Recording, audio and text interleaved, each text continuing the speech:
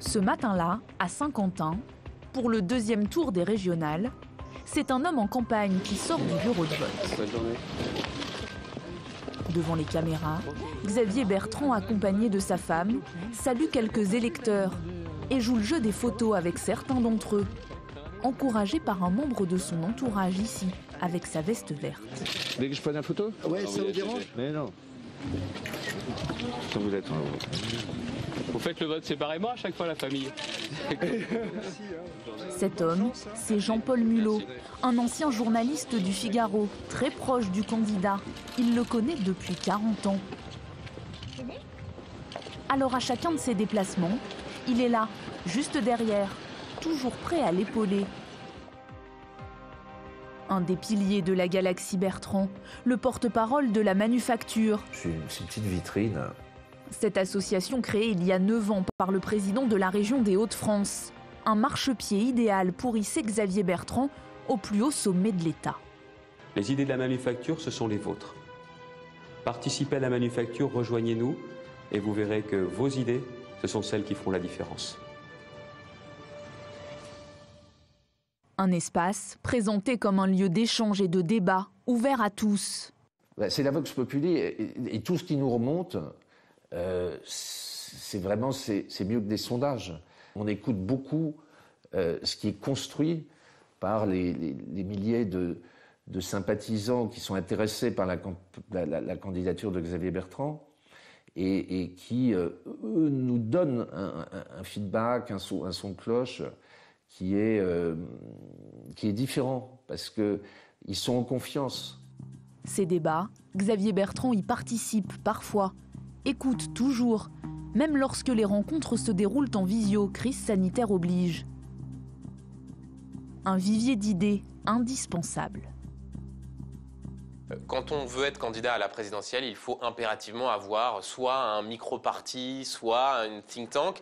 C'est le choix qu'a fait Xavier Bertrand de ce think tank de la Manufacture, qui est effectivement déployé avec des antennes un peu partout sur le territoire. Ça lui permet, comme il dit, de prendre le pouls du pays, de faire remonter un certain nombre d'idées, de lever des fonds, parce que c'est important, il faut de l'argent pour mener une campagne. Et il le réveille en ce moment pour montrer qu'il est implanté, pour montrer qu'il a des relais et qu'il n'est pas seul, pour montrer qu'il est en ordre de marche pour la présidentielle de 2022. Car si ça fait des mois qu'il en parle, ça fait bien des années qu'il y réfléchit, qu'il se prépare. Le candidat s'est construit un réseau, avec des parlementaires, sénateurs ou députés. Selon ses proches, une quarantaine de politiques graviteraient aujourd'hui autour de lui. Parmi eux, le député Julien Dive, 35 ans. C'est l'entremetteur.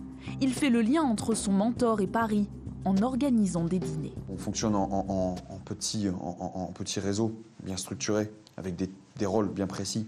Je peux vous dire que l'équipe est prête. Elle n'attend plus que ça. Elle a déjà œuvré, elle œuvre, et on attend avec impatience l'été, en tout cas les mois qui arrivent, pour concrétiser cette candidature. Mais si lui attend le top départ et exécute, il y en a un en revanche qui joue les chefs d'orchestre et anticipe. Vincent Schricky. On le découvre ici en 2017. Il était alors le directeur de campagne de François Fillon. Ces derniers mois, c'est lui qui coordonne une vingtaine de groupes de travail de l'équipe Bertrand et qui planche sur le programme du candidat. Moi, mon rôle, c'est de travailler sur le projet.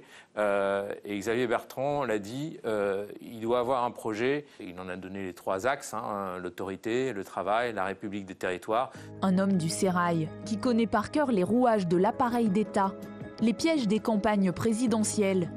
Et cette fois-ci, il pense pouvoir les éviter grâce à des équipes rodées et structurées.